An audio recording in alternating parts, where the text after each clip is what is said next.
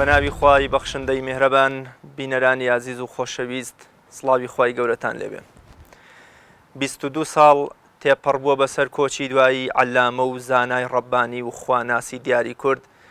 جەنابی مامۆستا مەلا عوسمان عەبدولعەزیز ڕەزا و ڕەحمەتی خوای گەورەی لەسەر بێ. هێشتا کانگای پڕ لە دوڕ و مەعریفە و خواناسی و خۆشەویستی زانست و زانایانی ئەم زاتە مبارەکە و گەورە و هەڵکەوتووی کورد بە خەڵکی کورد زمان و بە موسڵمانان ئاشنا نەکراوە و زۆر جار هەوڵدراوە کە دنیای گەورە و پڕ لە عیرفان و خواناسی جەنابی مامۆستا لە ڕێبازێکی تەسکی حیزبی و سیاسیدا قەتیز بکرێ و بهێڵدرێتەوە. هەوڵ ئەدەین تیشکێکی ڕاستگۆیانە و بەرفراوان بخەینە سەر کەسایەتی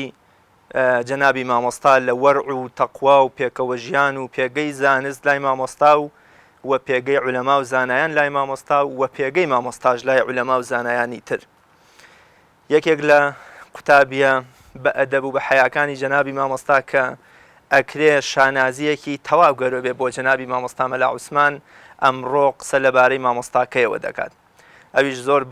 زۆر بەڕێز جەنابی دکتۆر ئەحمەد شافعی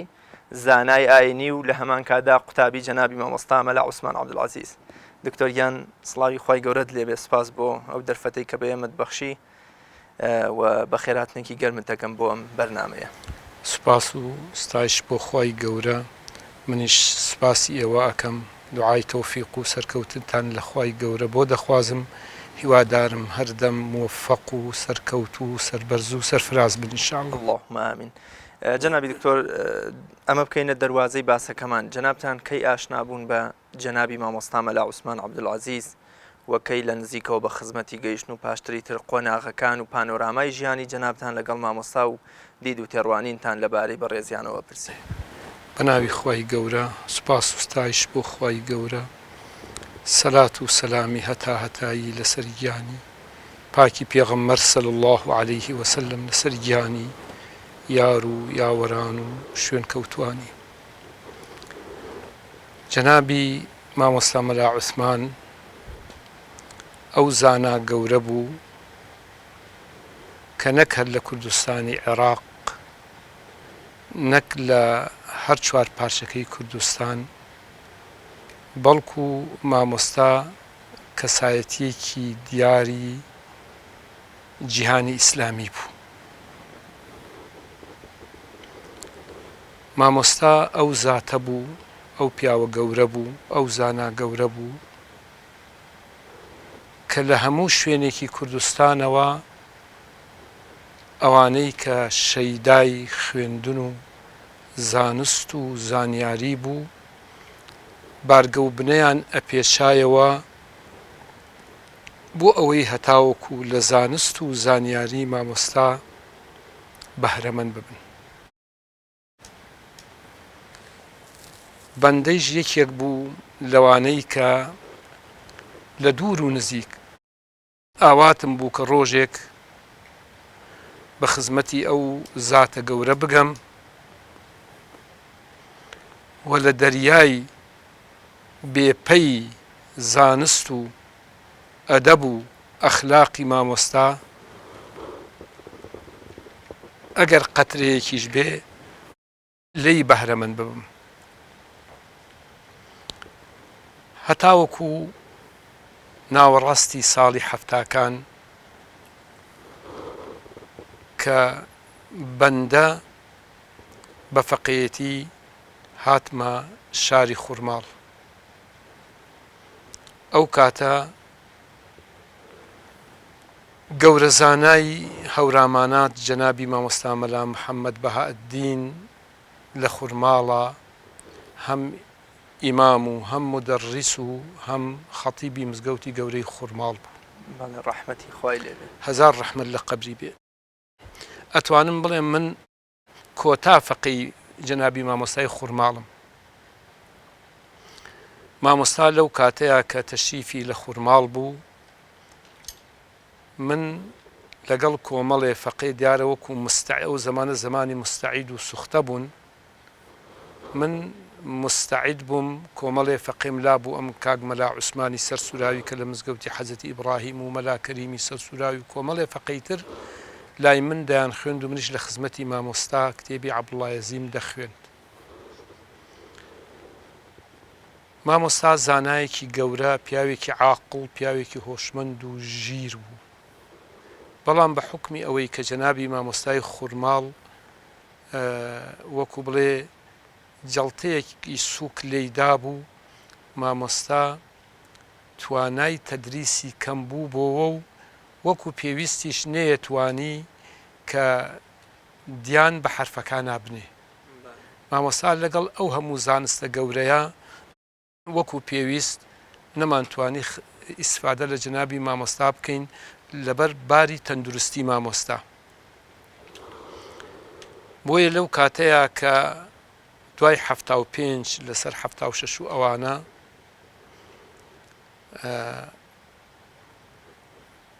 هەوڵماندا کە بچینە خزمەت جەنابی مامۆستا مەلا عوسمان. من لەگەڵ یەک دوو لەو فەقیانە ڕۆشتم، گوتم ئەچین هەم زیارەتێکی مامۆستا ئەەکەین، هەم لە نزیکیشەوە عەرزی پێ ئەەکەین کە ئەمانەوێ لە خزمەتتا بەهرەمەند ببی ئەگەر لوتف بفەرمی. چووینە خزمەتی مامۆستا و زیارەتمان کرد و دواییش عەرزمان کرد کە لوتف بفەرمی لەگەڵمانە ئێمە حەزەکەین بینە خزمەتی جەنابەت بۆ خوێندن. یەکەم جار فەرمووی لەکوێ ئەخوێنن؟ کوتمان لە خوورماڵ. کوتی ئەترسم مامۆستای خوورماڵ ڕفیقمە و دڵی عاجز بێ من جێگە بە فەقێی ئەوان بدەم. دوایش فەرمووی تۆزێ بێهیواش بووم لە فەقێ ناخوێن. ئەو کاتە عادەتەن فەقێتی زۆر کەم بوو بۆوانێ، تا قوترا فەقێ مابوو. کوتمان ئینشاءڵڵا قوربان ئێمە یەکێک ئەبین لەوانە کە هەوڵ ئەدەین بە دڵی جەنابەت بین. فەرمووی خەڵکی کوێن؟ کوتمان خەڵکی دەڤەری پێنجوێنین. فەرمووی بیستومە کە فەقەی مەڵتقەی پێنجوێن باشە خوێنن، جێگەتان ئەدەمێ. ئیتر دیارە لە دوای ناوەڕاستی حەفتاکانەوە من بووم بە فەقێ لە خزمەتی مامۆستا حتا ئەو ڕۆژەی کە مامۆستا لە هەڵبجا کۆچی کرد بۆ ئێران، یعنی واتە نزیکی 13 ساڵی ڕەبەق لە خزمەتی مامۆستایە مامەوانێ. ئەوە سەرەتای ناسینەکەم بوو، واتە لە دوای ساڵی 1975 بۆ یەکەم جار من بووم بە فەقێ لە خزمەتی جەنابی مامۆستا مەلا عوسمان لە هەڵبجەی شەهید لە مزگەوتی شافعی. تقریبا لە حەفتاکان ناوەڕاستی حەفتاکان تا 87. بەڵێ. پاش ئەمە مێژووە وەکو چوویتەوە خزمەتی بۆ خوێندنیان من لە خزمەتی هەر لە هەشتاکانە ئیجازە مەرگرت. من لە هەشتاویەکە ئیجازە مەرگرت لە خزمەتی مامۆستایە، ئیجازی مەلایەتی مەرگرت. بەڵام من هەر لە هەڵبجە خوێندنی مەعهەدی ئیسلامیشم خوێند. دوای ئەوە چووشمە کۆلێژی شەریعە لە 83 لەسەر 84. هەر لە حوجرە ئەمامەوە لە خزمەتی مامۆستایە، هەر لە عیلم و زانستی مامۆستا بەهرەمەند دەبووم و ئەو فەقیانش کە لە خزمەتی مامۆستا بوون بەشێکی زۆریان هەر من دەرسم پێ ئەوتن لە خزمەتی مامۆستا. جەنابی دکتۆر بێگومان هەمیشە مرۆڤی گەورە ئەتوانێ پەسن و مەدحی مرۆڤە گەورەکانی تر بکات. جەنابتان ئەلحەمدوللا ئێستا یەکێکن لە عالمە زۆر دیار و فازیلەکانی کورد و ناو وەکوڵێ کەسایەتێکی دیارتان هەیە ئەلحەمدوللیلا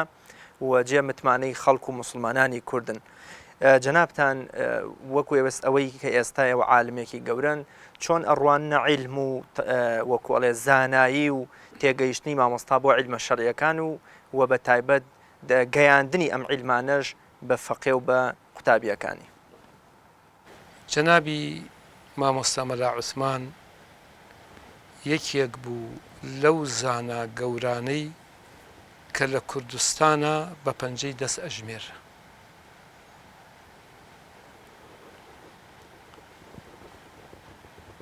جەنابی مامۆستا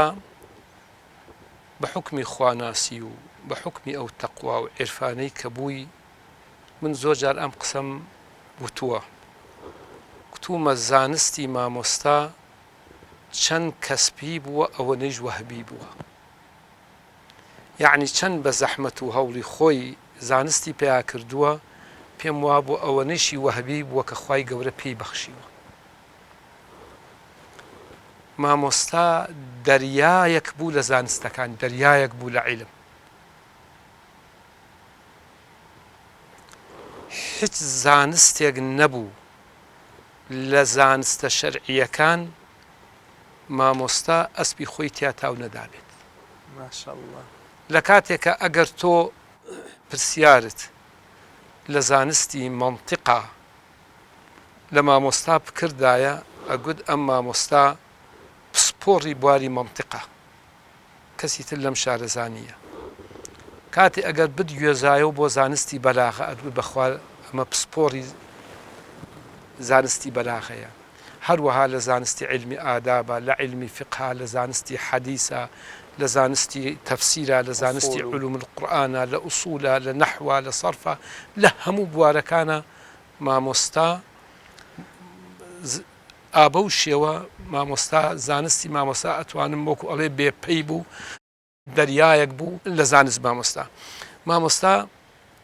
ئەو کتێبانەی کە لە ناو فەقێتیا زۆر قورس بوون و لە ناو مەلایانە زۆر قورسن، وەکو توحفەی ئیبن حەجەر، وەکو تەفسیری بەیضاوی، وەکو جەمع جەوامع، وەکو مەسەلەن ئەو کتێبە وەکو گەلمبەی بورهان، مەسەلەن ئەو کتێبانەی کە زۆر قورسن، وەکو مطەوەل، ئەو کتێبانەی کە زۆر قورسن. لە هەر شوێنێکە پرسیارێکت لە جەنابی مامۆستا مەلا عوسمان بکردایە، بەبێ ئەوە مامۆستا سەیری پێشەوەی یا سەیری دوای کردایە، یا بیکوتایە با ئەم کتێبە مطالعەیەکی بکەم بزانێکم ئەڵێکی، وەکو ئەو دقیقە مامۆستا خۆی ئەو عیبارەتەی دای نابێت.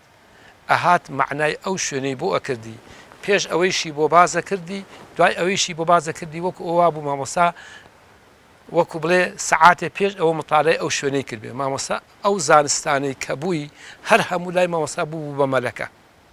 یعنی ئەو کتێبانە لای مامۆستا هەمووی وەکو بڵێ لای بوو بە مەلەکە. حتا خۆی فەرمووی لە چلەکانە پێش ئەوە باوکم وەفات کە دیارە مامۆستا لە پریسا دانیشتون، مامۆستا مەلا عەزیزی باوکی لە پریسا دانیشتون، فەرمووی ڕۆژێک باوکم لێی پرسییم، فەرمووی پێم مەلا عوسمان دووسێ شوێن هەیە لە توحفە و لە بەیضاوی و لە دووسێ کتێبی گوت پرسیارت لێ ئەەکەم، ئەگەر ئەم شوێنانتە وەڵام دایەوە ئیتر کلیلی حجرەت ئێمێ و لە مۆلا ئیتر من تەدریس ناکەم بێتەوە تەدریسکەیت. پرسیارەکانیشت ئەدەمێ ئێستا جوابم مێرە، دوای ڕۆژێ دوان ساینتە جوابم بەرە و مۆڵەتیشت پێ ئەدەم. وتی عەرزم کرد ئەی قوربان ناکری هەر ئێستا پرسیارەکەیشم لێ بکەیت و هەر ئێستاش وەڵامت بدەمەوە. ئەڵێ باوکم فەرمی ئەوەندە لە خۆت ڕائەبینی؟ وتم قوربانیتە تۆ پرسیارەکە بکە خۆیت، ئەگەر نەمزانی نامکوژی وەڵامت دەمەوە. وتی پرسیارەکانی لێ کردم لە هەموو ئەوە شوێنانەی کە باوکم خۆی حەزیە کرد و بەلایەوە شوێنێک بوو کە گرنگ و قورس بوون. ئەفەرمێ هەموویانم وەڵام دایەوە، هەموویانم وەڵام دایەوە. دوایی کە تەواو بووم باوکم هەستا ناوچاوانی ماچ کردم و وەکو بڵێ سوژدەی شکری برد و زۆر دوعای خێری بۆ کردم و ئیتر فەرمووی سپاس بۆ خوا کە من شوێنەکەم چۆڵ نییە و لە مەولا تۆ وەکو بڵێ لە شوێنی من ئیتر تەدریس ئەەکەیت و فەقێ پێ دەگەیەنیت و مەلا پێ دەگەیەنیت و ئیجازە ئەدەی. حتا لە خودی مامۆستان بیستووە فەرمووی دوای ئەوەی کە باوکم لە 1940 وەفاتی کرد فەرمی زۆر فەقیر بووین، بێحەد فەقیر بووین. ئینجا وەفاتی باوکیشم کوتی زۆر تەئسیری تێکردم. فەرمووی ئیمتیحانێک هەبوو لە سلەیمانی، ئەم ئیمتیحانە قازی شێخ محەممەدی خاڵ و ئەوان ئەیان کرد. هەر کەسێ لەو ئیمتیحانە دەرچوایە ئەو کاتە مانگانە پارەیەکیان بۆ ئەبڕیەوە، نازانم دینارێ بوو 2 دیناری ئەو کاتە شتێکیان بۆ ئەبڕیەوە ئیچلەکان. کوتی منیش ڕۆیشتم بەس کە چوون بە مێزەرەوە نەچوو، جامانەیەکم پێچاوە بە جامانە و کوتی باوکیشم چیکی تازە وەفاتی کرد، بۆ ڕیشم هات، بۆ ڕیشم هەر نەتاشی بوو ماوەیەک 6 مانگ. کاتەکەی سار بوو پاڵتاوێکی درێژم لەبەر کرد. کوتی چووم بۆ لای مامۆستای خاڵ مامۆستا شێخ محەممەدی خاڵ قازی مامۆستا بە خێراتنی کردم و کوتی هەر بە مەلاوشیشی نەزانیم مامۆستا کوتی نەیە ناسیم ئەو کات کوتی کوڕم ئیشێ کارێ شتێکت هەیە کوتم قوربان هاتووم ئەمەوێ ئیمتیحان بدەم کوتی ئەو کاتە ئیمتیحانەکە بە سێ قۆناغە کرا قۆناغێکی وەکو بڵێ سەرەتایی قۆناغێکی مامناوەند قۆناغی کۆتایی کە پێیان گوت سفوفی منتەهیە کوتی دەی باشە ئیمتحانی چ قۆناغێگە دەی کوتم ئیمتحانی قۆناغەکانی کۆتایی ئەدەم سفوفی منتەهیە کە بریتی بوو لە جەمع و جەوامع و لە نەک هەر شەرح عەقاید حاشەی خەیاڵی بەسەر شەرح عەقاید و کۆمەڵێ لەو کتێبە زۆر قورسانە بوون بەیزاوی و هەروەها تەهذیب الکەلام و ئەمانە کوتی مامۆستا زەردەخەنەیەکی کرد و قەنەعەتی پێم نەبوو کوتی زۆر محاولەی کرد کە من نەچمە ئەو سفوفی منتەهیە فەرمووی من حەزەکەم بێی وەرە لەو سەرەتاوە لەوانە ئیمتیحانێ بدە و وەرە لێوە ئیمتیحان بدە کوتم قوربان پێم خۆشە هەر لەوێ ئیمتیحان بدەم ئیتر نەیشی پرسی تۆی کیت و کوڕی کیت و ئەمانە هیناگەر بی و تا ئەی ناسیم ئەڵێ دووسێ مامۆستای لێبوون لە ژنەی تاقیکردنەوەکە وەکو بڵێ ڕووی کردە ئەوانە کوتی ئەم برادرە ئەم فەقێ هاتووە ئەڵێ ئیمتیحانی ئەو کۆتایی ئەدەم و وەکو وشەی قسەکانی وابوو نەختێ تەمبەی بکەن ینی مەفهومی قسەکانی وابوو کوتی یەکەم جار کە چوومە خزمەتی ئەو مامۆستانە چوومە خزمەتیان لە عوامیلی جوزجانی لێ یەکەم کتێبی فەقێتەوە پرسیاریان لێ کردم کوتی ڕیشم هاتبوو ماندوو بووم و ئەوانە هەر وەکو مجەور و شتێک تماشایانە کردم مجەوری مزگەوت کوتی پرسیاری عوامیل وردە وردە ڕۆشتن لە عوامیلی جوزجانی چوون بۆ ئون وزە چوون بۆ ئیزهار پیا هاتن تەئخیر هیچ علمێک نەما لە علمەکان پرسیار لێ نەکەن ئەمی ژەمووی زانیوە کوتی یەک پرسیار نەبوو کە وەڵامی نەدەمەوە فەرمووی حتا لە شەرح عەقایدی نەسەفیە حەزیان نەکرد لە خودی شەرح عەقایدەکە پرسیارم لێکەن یەک دوو حاشەی خەیاڵی هەبوو بەسەر شەرح عەقایدەوانێ ئەویان لێ پرسیم وتی قەدەری خوا علماس بەشێکی وەهەبی بووە وتی قەدەری خوا ئەو بەیانێ پێش نوێژی بەیانیم کە کرد ئەو شوێنە بەدەرز بە فەقەکان وتبووانێ دوای نوێژی بیانیشتنی کە ئەمزانی کە سەفەرەکەم بۆ سلێمانی دوای نوێژ کە نوێژم بە فەقەکانم بان کرد کوتی ئەم شوێنە کوتی ویسان کتێبەکەم بۆ دانن کوتی بکوتم بە بێک کوتم پێویست بە کتێب ناکە هەر بە بێ کتێبەکە شەرحێکی تعلیقێکی زۆر جوانم بۆ کردن بۆم شەرحکردن کوتی ڕویان کردە مامۆستای خاڵ کوتیان قوربان ئەمە فەقێ نییە ئەمە مەلایە لە ئێمە خوێنەوارترە ئینجا قازی لی پرسیم تۆ کیت بەڵێ دوایەوە قازی کە تەواو بووین و ئیمتیحانەکەم دەرجەکانی مامۆستایشم بینیوە کاتی خۆی کە بە دەستخەتی مامۆستا شێخ محەممەدی خاڵ دەرزەکانی لە ئیمتیحانەکەیە هەمووی سەد بوو وازام لە یەک دەرسان 99 بوو ئیتر باقی ئەو ئیمتیحانێکە کردبیانی ئەو کاتە ئیچلەکان 48 بوو هەمووی دەرسەکانی 100 بوو ئللا لە یەک دەرسانە بوو 99 بوو نازانم ئەو دەرسیان چی بوو کە 99 بوو ئیتر دوای ئەوە مامۆستای خاڵ فەرمی دەی باشە من تەفسیرێکی کوردیە نووسم بە ناوی تەفسیری خاڵ حەزەکەم ئەم تەفسیرە لەگەڵ خۆتا بەریتەوانێ بی خوێنەرەوە هەر ملاحەزاتێکت هەبوو ملاحەزاتەکانم بدەرێ کوتی تەفسیرەکەم بردەوە بۆ ماڵەوە تەفسیری مامۆستای خاڵ لەگەڵ خۆمە خوێندمەوە نزیکی 7 بینم بۆ نووسی کوتی جزئێکی لە تەفسیرەکە چاپ کرد بوو کوتی خۆزگە ئەو بەرگەیشم چاپ نەئەکرد حتا ئەمدا بە تۆ بتخوێندایەوە دوای خوێندەوەی تۆ تێبینەکانت بۆ بنووسیمایە ئەو کاتە چاپم کردایە یعنی مامۆستا لە ڕووی زانستیەوە پیاوێکی ئاوەها گەورە بوو جەنابی دکتۆر ئەمە هەر با لە باسی علمە باس پێگەی علممان کرد لای جەنابی مامۆستا و مەلەوانێتی مامۆستا لە دەریای علمە ڕێز و پێگەی زانایان بەتابەت مامۆستاکانی کە ئەلفێکیان فێر کرد بێ و ئەوانەشی کە لە بەردەستیا بوون هەوڵی داوە وردە وردە دیواری کەسایەتی و علمی و معریفەی ئەوان بنیاد بنێ ئەوەی کە پێی دەگوتێ فەقێ و تەلەبەکانی مامۆستا لە نێوان ئەم دوانەدا فێرخوازەکانی و فێرکارەکانی تەعاملی چۆن بووە چۆن باسی ئەمانەی کردەوە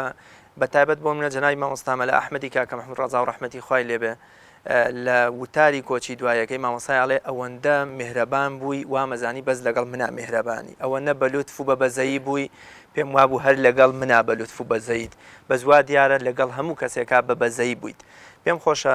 مامۆستا وەکوڵێت چەقی نێوان ئەم دوو کەسایەتیە هەم مامۆستاکانی هەم تەلەبەکانی چۆن تەعاملیە کرد یەکەم بەنسبەت مامۆستا مەلا عوسمان و مامۆستاکانی قەدەری خواوا بۆ مامۆستا مەلا عوسمان مامۆستای کەم بووە مامۆستا مەلا عوسمان لە دوو شوێنە خوێندوویەتی لە پریس سەرەتای خوێندنی لە پریسا بووە سەرەتای خوێندنی لای مستعیدێکە لە خزمەتی مامۆستا مەلا عەزیزی پریسا بوو باوکی مامۆستا دەستی کرۆ بە خوێندن دوای ئەوەی کە مامۆستا گەشتۆتە نزیکی کتێبی ئیزهار و ئەمانە بە حکمی ئەوە مامۆستا مەلا ساڵح لەگەڵ مامۆستایە یەک بنەماڵە بوون مامۆستا مەلا عوسمان چۆتە تریفە بۆ خزمەت مامۆستا مەلا ساڵح مامۆستا ئیتر زۆربەی خوێندنی لە خزمەتی وە خۆی فەرموو کاکە مەلا ساڵح لە خزمەتی کاکە مەلا ساڵح یا بۆ لە تریفە مەلا ساڵحی گەورە هەڵەبجە بەڵێ مامۆستا مەلا ساڵح تێکێک بووە لە گەورە هەرزانەکانی شاری هەڵبجە مامۆستا مەلا ساڵح فەقی مامۆستا شعمەری قەرەداغی بووە مامۆستا زۆربەی خوێندنی لە سەدا هەفتای خوێندنی لە خزمەتی مامۆستا مەلا ساڵحا بووە لە کۆتایی خوێندنە مامۆستا مەلا عوسمان دێتەوە بۆ پریس ئەو بەشەی کە خوێندنی ماوە لە خزمەتی باوکیە خوێندن دەخوێنێت و ئیجازەی مەلایەتیش وەردەگرێت لەبەرەوە مامۆستا بەڕەسمی کە دیار بوون لە گەورە مامۆستاکان دوو مامۆستا یەکەم مامۆستا مەلا عەزیزی باوکی دووهەم مامۆستا مەلا ساڵحی تریفە مامۆستا مەلا ساڵحی گەورە یا مامۆستا مەلا ساڵحی هەڵبجە یا مامۆستا مەلا ساڵحی کانی عاشقانیان پێیەگوت کە ئەو دوو مامۆستای بوون و سەرەتای خوێندنیشی لای ئەو مستعیدەی جەنابی باوکی کە خەڵکی ئێران بووە لەوێ فەقێ بووە مامۆستا سەرەتای قورئان خوێندن و عەوامیلەکان و وەکو بڵێ فتح القەریب و ئولموزەج و ئەوانەی لای ئەو مستعیشتر خوێندووە مامۆستا بەنسبەت مامۆستا مەلا ساڵحەوانێ دیارە باوکی هەر لە چلەکانە وەفاتی کردووە جەنابی مامۆستا بەنسبەت مامۆستا مەلا ساڵحەوە کە یەکەم مامۆستای مامۆستا بووە کەماوە مامۆستا جارێکە یەکەم مامۆستا مەلا ساڵح سیقەی بە علمی هیچ مەلایەک نەبوو ئەیگوت بێژگە مەلا عوسمانیش فەقەی خۆم بوو مامۆستا مەلا ساڵح وایە فەرمووە پیاوێکی ئەوەندە خوێندەوار بوو مامۆستا مەلا ساڵح مامۆستا هەرگیز لەوە ئەچێ سەجار لە خزمەتی مامۆستا مەلا عوسمانەوە لە مزگەوتی شافعیەوە دوای عەسران بە پێی ئەچوین بۆ مزگەوتی کانی عاشقان بە 20 دقە ئەچوینە ئەوێ سەردانی بۆ خزمەتی مامۆستا مەلا ساڵح لەوێ لە خزمەتی ئەبووین نیو سەعات بووایە سەعاتێ بووایە 40 دقە بووایە مامۆستا بەچۆکەوە لە خزمەتی مامۆستا مەلا ساڵحا بوو بەچۆکەوە هەرگیز بە چوارمشقی دانەنیشتووە وە شتێکیش کە مامۆستا مەلا ساڵح قسەی تیا بکردایە مامۆستا قسەی تیا ناکرد ئەوە بەنسبەت مامۆستاکانیەوە بەنسبەت فەقێکانیەوە من کاتی خۆی شتێکم لەسەر مامۆستا مەلا عوسمان نووسی بەم عیبارەتە العالم الربانی والوالد الحانی زانایەکی زۆر ڕەبانی و عاریف و خواناس باوکێکی زۆر بەزەی و میهرەبان مامۆستا مەلا عوسمان چەند زانا بوو چەند عاریف بوو چەند ڕەبانی و خواناس بوو ئەوەندە بە بەزەیی و میهرەبان بوو بە تایبەتی بەرامبەر فەقێکانی من زۆر لە خزمەتی مامۆستا مەلا عوسمان ماومەتەوە پێم وایە هیچ فەقێیەک لەم کوردستانەیە بەقەدەر من لە خزمەتی مامۆستاکەیان نەمابێتەوە فەقێ ئەو پەرەکەی 3 ساڵ 4 ساڵ 5 ساڵ من حدودی 16 ساڵی ڕەبەق لە خزمەتی مامۆستای ماومەتەوانێ بە درێژایی ئەم ساڵە مامۆستا ئەوەندە بەلوتف بوو ئەوەندە بەلوتف بوو ڕێکەوتووە جاری واهەیە من هەمیشە لە خزمەتی مامۆستای 4-5 نەفەر سوختەم لا بووە بەڵام عادەتەن ڕەمەزانان سوختەکان هەموو ئەڕۆشتنەوە بۆ مەلا ڕەمەزانیە ئەچوونەوە بۆ ماڵەوە مامۆستای فەرموو مەلا ئەحمەد تۆ ئەم ڕەمەزانە مەسەن ئەگە بچی بۆ مەلایەتی لە دێیە مەلایەتی بکەیت چەندت دەزەکەوێت مەسەن بگوت 15 دینارم دەزەکەوێت ئەی فەرموو دەی من 15 دینارەکە ئێمێ ئەم ڕەمەزانە لای من بە مەڕۆرەوە ئەگەر پێویستیشی کرد نوێژێتەوە بیکە ئاگال لە مزگەوتەکە بێ و مەچۆ بمەلایەتی ئیتر من ڕەمەزانان لە خزمەتی مامۆستا ئەمامەوە لە خزمەتی مامۆستایە زۆر جار مامۆستا خۆی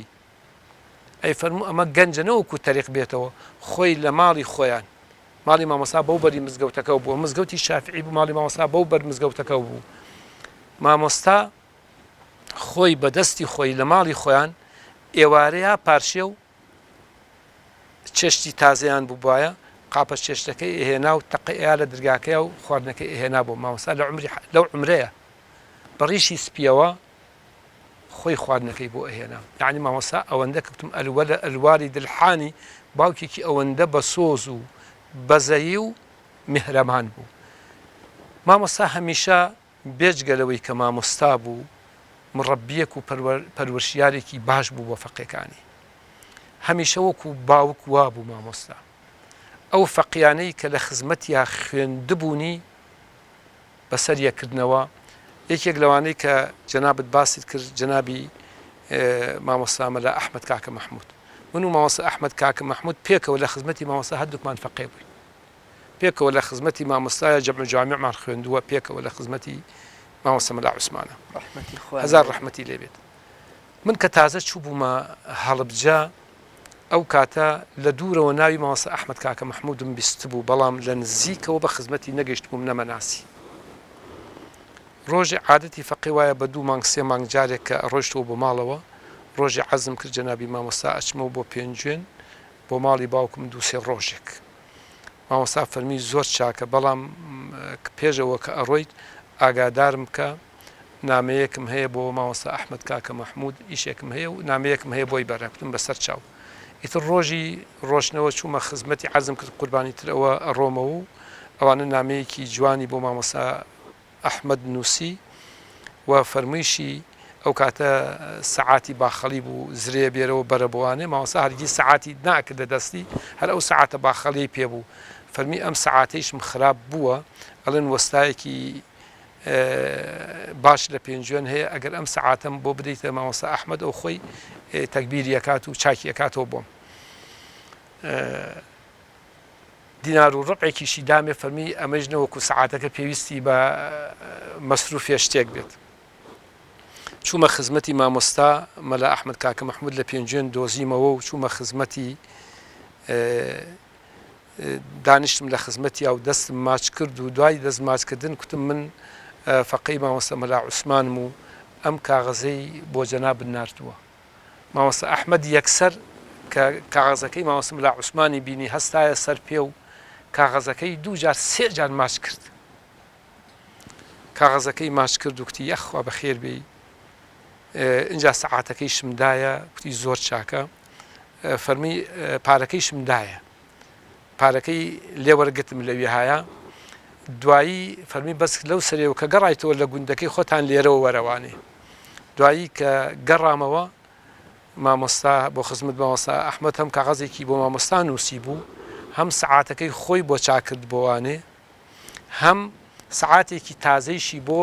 کڕی بوو بۆ مامۆستا فەرمووی نەوەکو ئەم سەعاتیان ئەگەر خراپ بێ بۆکو پێویست چاک نەبەوە کۆن بووە با ئەم سەعاتە هەر لە خزمەتی مامۆستا بێ و هەم دینار و ڕۆبەکەیشی دامەوە فەرمی من چۆن پارە لە پارەی مامۆستا وەرەگرم لەوە هەم سەعاتەکان هەم پارەکە هەم نامەکەم بردەوە بۆ خزمەتی مامۆستا یعنی مامۆستا ئەوەندە میهرەبان بوو بەرامبەر فەقیەکانی ئەوەندە میهرەبان بوو بەرامبەر فەقیەکانی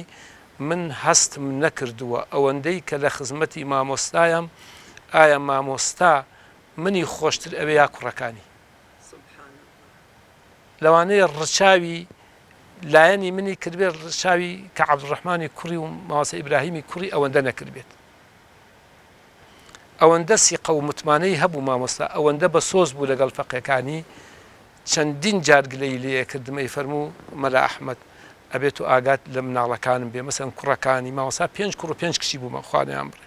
کوڕەکانی هەمووی وەفاتیان کردو بێجگە کە عەبدوڕەحمان نەبێ شەهید بوونە بەس کچەکانی هەمووی لە حەیاتا ماون خوای گەورە بیان پارێزێ مامۆستا کەوا بوو ئەتوانم بڵێم تا بیری لێکەیتەوە بەرامبەر هەموو مامۆستایان بەڕێز بوو بە تایبەتی بەرامبەر قوتابیەکانی کە مامۆستا ئەتوانم بڵێم بەشێک لە گەورە زانایانی کوردستان لە خزمەتی مامۆستا فەقێ بوو. ڕاستە جەنابی دکتۆر خی گەورە پاداشت باتەوە مامۆستا کرێکار خی گەورە بیپارێزێ دەڵێ دکتۆر ئیبراهیم تاهیر معروف کە ئەو کاتە وەکۆڵێ ئەندامێکی باڵای بزوتنەوە بووە هەموو جار دەیگوت من قورئانی پیرۆزم هەموو لەبەرە لەگەڵ 1000 فەرموودەی بوخاری بەڵام لە خزمەت جەنابی مامۆسایە شەرمەکەم سەر بەرزکەمەوە پێگەی مامۆسا لای زانایان مەبەستمەوەیە عولەمای تر بعد وەکۆڵێ مامۆستا و فێرخوازیش نەبوو بن لە خزمەتی مامۆستا مەلا عوسمانە چۆن سەیری کەسایەتی و تەقوا و عیلم و زانستی مامۆستا مەلا عوسمانیانە کە ڕەحمەتی خوای لێبێ. بەنسبەت مامۆستایانی هەڵبجەوە زۆربەی ئەوەی کە لە هەڵبجەیە بوو فەقی مامۆستا مەلا عوسمان بوو. ئەو کاتە مامۆستا شێخ عالی موفتی، مامۆستا شێخ نورەدینی موفتی، زۆرێک لەو مامۆستانە کە لە هەڵبجە بوون فەقی مامۆستا مەلا عوسمان بوون. مامۆستا پیاوێکی ئەوەندە بە ئەدەب بوو، پیاوێکی ئەوەندە واریع بوو. من لە خزمەتیا کە ئەچووم بۆ جمعان کە ئەچوو بۆ مزگەوتی پاشا مزگەوتی شافعی جمعی لێ نائکرا ئەچوین بۆ مزگەوتی پاشا لە خزمەتیا بۆ جمعە کە مامۆستا لەم کۆڵان دەرەکەوت لەو سەری کۆڵان حەچی ئافرەت و پیا و مناڵ بۆ پێوە ئەوە ساتا مامۆستا تێنەپڕایە یەک ئافرەت یەک مناڵدا نەئەنیشت. بێجگەلەوە ئەو مامۆستا گەورانەی کە من لە خزمەتیانە لە خزمەت مامۆستا مەلا عوسمان بووم چەندین جار پیاوی گەورەی وەکو مامۆستا شێخ محەممەدی خاڵ قازیە کە باسمان کرد لە سەرەتاوە بە تایبەتی لە سلەیمانیەوە بەدێنی ئەهات بۆ خزمەتی مامۆستا مەلا عوسمان. پیاوی گەورەی وەکو ئەم دکتۆر محسین عەبدولحەمید، دکتۆر نیزامەددینی برای، ئەمانە چەندین جار بینیومە لە بەتایبەتی لە کۆتایی حەفتاکانە لە دەوری 1970 و 1979 لە بەغاوە ئەهاتن 2 ڕۆژ و 3 ڕۆژ لە ماڵی لە خزمەتی مامۆستا مەلا عوسمانە ئەمانەوە.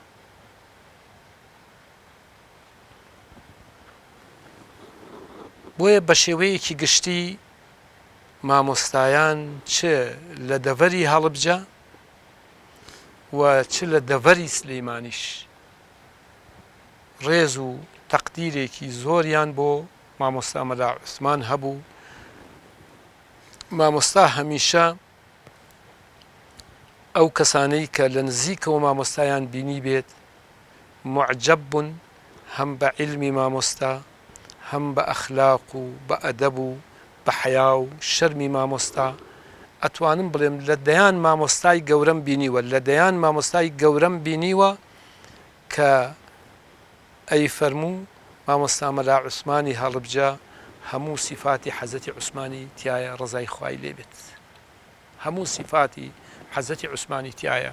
لەبەر ئەوە مامۆستایانی هەموو کوردستان بە چاوی ڕێزەوە سەیری مامۆستایانە کرد حتا ئەوانەی کە فەقێ بوون ئەوانەیشی کە فەقێ نەبوون حتا ئەوانەشی کەوا لەوانەیە مەسەلەن لە دووری مامۆستا بوو بن بە هەموو چینەکانەوە بە سۆفی و سەلەفی و خەلەفیەوە هەر هەموو بەرامبەر کەسایەتی مامۆستا بە ڕێز و حورمەتەوە تماشایان ئەکرد و لە بەرامبەر مامۆستایە لە هەر شوێنێکە مامۆستا مەلا عوسمان ببوایە هیچ کەسێ نە فتوای ئەدا نەوەڵامی پرسیاریشی ئەدایەوە. ڕاستە جەنابی دکتۆر بێگومان خۆشەویستی خودا و پێغەمبەر صلی الله علیه و سلم ئەوەی کە پێغەمبەر صلی الله علیه و سلم فەرمێت کە سێشتی تیابێەوە حەلاوە و شیرینی ئیمانی چەشتووە خودا و پێغەمبەری لە هەموو کەس خۆشتر بوون و هەر کەسێکیشی خۆشویست لەبەر خوا بێ و پێی ناخۆشم بەستمەوەیە خۆشەویستی خودا و پێغەمبەر هەر بەشێکە لە تەقوا بەس من ئەمەیان بەسەر بەخۆ باسیکەین. جەنابی مامۆستا لە وتارەکانی کاتێکە باز لە خودا و پێغەمبەرەکە بە تایبەتتر بە پێغەمبەری خوا صلی الله علیه و سلم کاتێک کە شایەتمان دێنێ هەستەکەی لە دەروونێکی جۆش خواردوو پڕ لە خۆشەویستی و گەرم و گوڕیەوە باسی پێغەمبەرەکە صلی الله علیه و سلم کاتێک کە خۆی بە بەرپرسیارە زانێ بەرامبەر بە خوێنی تاکێک لە ڕۆژی قیامەتا خوای گەورە محاسبەی بکە. پێم خۆشە باز لە خودا و پێغەمبەر بکەین صلی الله علیه و سلم وە کەسایەتی و شخصیاتی پێغەمبەر صلی الله علیه و سلم لە بیرکردنەوە و نووسین و وتاری مامۆستایە و ئالوبەیتی پێغەمبەر صلی الله علیه و سلم تا چەند جەنابی مامۆستا بەو دڵ و دەروونە پڕ لە خۆشەویستی باسی پێغەمبەری ئەکرد صلی الله علیه وسلم کاتێکە دەرزی بە ئێوە دەوت گەورەی پێغەمبەر صلی الله علیه وسلم گەورەی خودای چۆن ئەگەیاندە فەقێکانی. یەکەم مامۆستا کاتێکە نوێژی ئەکرد ئەی فەرموو تۆ لە خزمەتی پەروەردگارا وەستاویت، ئەبێ بە هەموو شێوەیەک لەم جیهانە مادیە خۆت داڕنیت، خۆشی پێوەی دیارە لەو تەسویرانەکە خۆت ئەبێ بە تەواوی پەیوەندکەی بەو عالەمە مەلەکوتیەوە. بۆیە مامۆستا کاتێککە نێتیدا ئەبەست و ئەی فەرموو ئەڵڵاه ئەکبەر وەکو ئەڵێ کە ئەنە القیامەتە قامەت وەکوایە قیامەت هەستا بێت. مامۆستا هەموو لاشەیە کەوتە جنبوش و حەرەکە، حتا لە دەنگی ئەڵڵاهو ئەکبەرەکەش سەوتەکەیش و ئەنی دەگۆڕە. مامۆستا ئاوا بوو بەرامبەر زاتی پەروەردگار جەلە جەلالوه، بەرامبەر زاتی پێغەمبەر صلی الله علیه وسلم لە هەر شوێنێکە وشەی پێغەمبەر صلی الله علیه وسلم لە دەرسیە لە مەوعیزەیە بگەیشتایە کەم جار هەبووە مامۆستا مەلا عوسمان باسی پێغەمبەری نەکردایە و دەستی نەکردایە بەگریان، بە تایبەتی لە سیرەیە لەو شوێنانەیە کە باسی سیرەی پێغەمبەر بوو صلی الله علیه وسلم دەیان جار، ئەمە نەک بڵێم جارێ و دوو جار و سێ جار، دەیان جار مامۆستا ئەوەندە گریاوە جاری وهەیە کەلیماتەکانی بۆ نەوتراوە، ئەوەندە بەڕێزەوە باسی پێغەمبەری کرد صلی الله علیه وسلم و پێغەمبەری خۆشەویست و هەروەها سەحابەکانی پێغەمبەری صلی الله علیه وسلم. هەر کە باسی سەحابەیەکە کرا ئەی فەرموو دەخیلتان بم پێغەمبەر صلی الله علیه وسلم فەرموویەتی ئەگەر هەموو کەژی ئوحودی ئێوە بێ ناتوانن وەکو لە بەهینی سەحابەیەکی نیکەن، لەبەرەوە بە هیچ شێوەیەک مامۆستا مەجالی نەئەدا هیچ کەسێک لەسەر سەحابەکان وەکو بڵێ قسەیەک بفەرمێ. ئەگەر شتێکی بووتایە خوا نەخواست مەسی سەحابەیەکی بکردایە مامۆستا تووڕە ئەبوو، عاجز ئەبوو، بەیەنی کرژ ئەبوو، ئەگەر حچی پێ نەکرایە هەڵەسا و مەجلیسەکەی بەجێ دەهێژ مامۆستا. لەبەر ئەوە پێم وایە خۆشەویستی مامۆستا بۆ پێغەمبەر صلی الله علیه وسلم بە جۆرێک بوو کە خۆشەویستی پێغەمبەر تێکەڵاو خوێن و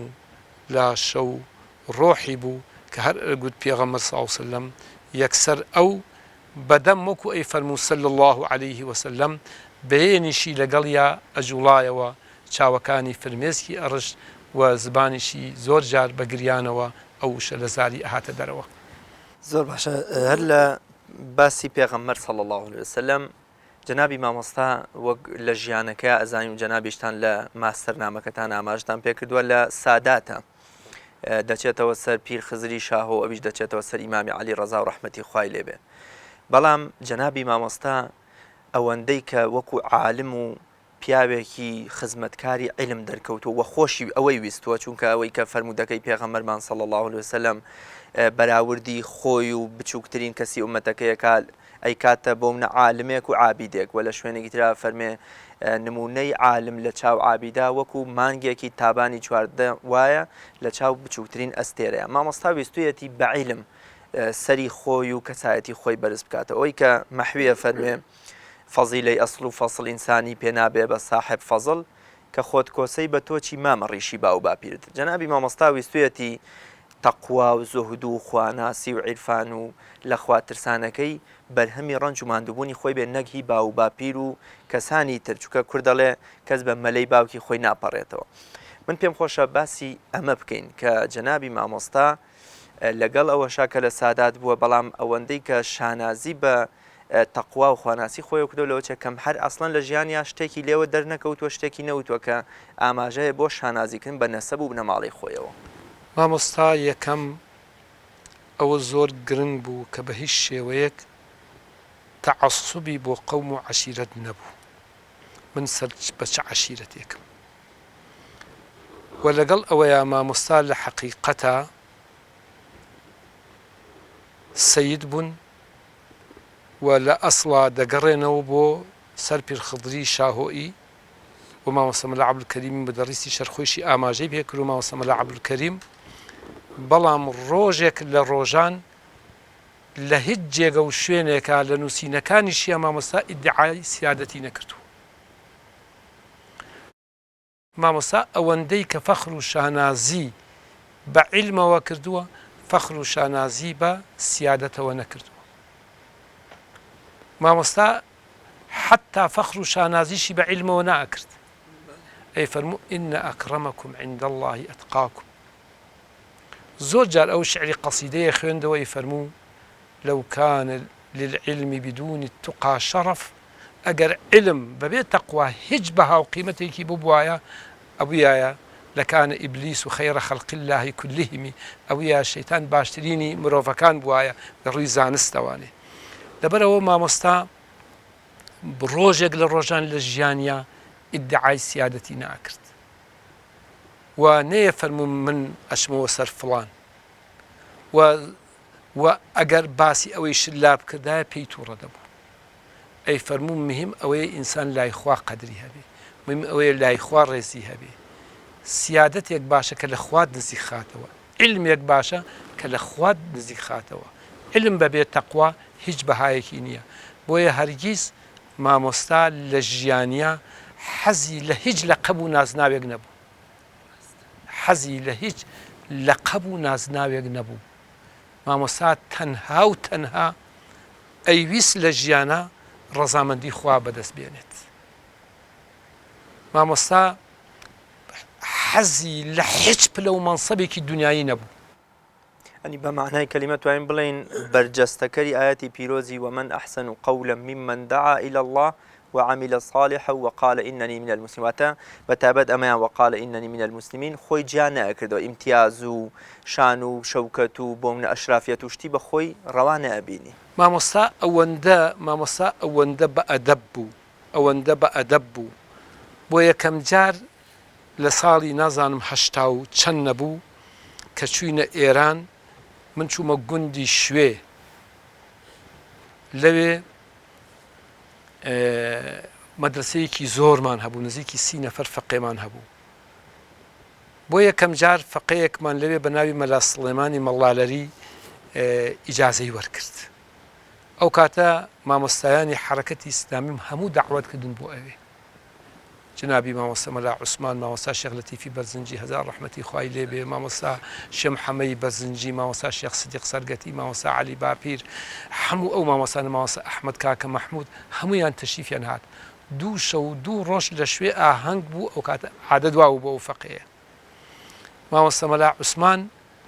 لەوێ وتاری خوێند، مامۆستا عەلی باپیر وتاری خوێندەوە لەوێ. مامۆستا مەلا عوسمان کە هەستا وتاری خوێندەوە باسی منی کرد. نەیفەرموو مەلا ئەحمەدی شافعی لای من فەقێ بووە، وتی ئێمە چەند ساڵێ پێکەوە بووین. یعنی پیاوێکی ئەوەندە گەورە بوو. بە فەقێکانی نەیە فەرموو ئەمە فەقەی منن حاڵی بووی، ئەی فەرمووی 2-3 ساڵێک پێکەوە بووین.